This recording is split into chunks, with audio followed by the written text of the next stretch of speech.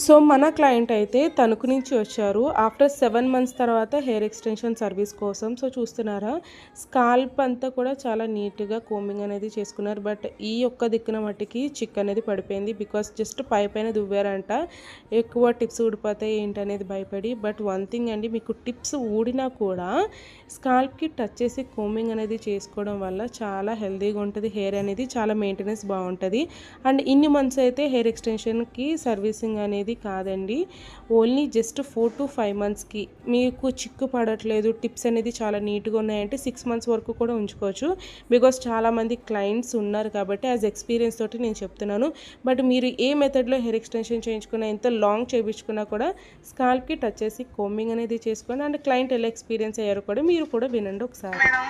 Hello, ఎక్కడి నుంచి వచ్చారండి? తణుకు నుంచి వచ్చాను. తణుకు నుంచి వచ్చారు. సో ఈ 7 మంత్స్లోని హెయిర్ ఎక్స్టెన్షన్ పెట్టించుకున్నట్టు మీకు ఎలా అనిపిస్తుంది? చాలా బాగుందండి. ఎక్స్పీరియన్స్ ఎలా ఉంది? కంఫర్టబుల్గా ఉంది? కంఫర్ట్. ప్రైజెస్ ఏం ఇబ్బందులు ఏం లేవండి. ప్రైస్ కూడా బాగుంది. ఇంకా బాగుందండి. థ్యాంక్ యూ అండి.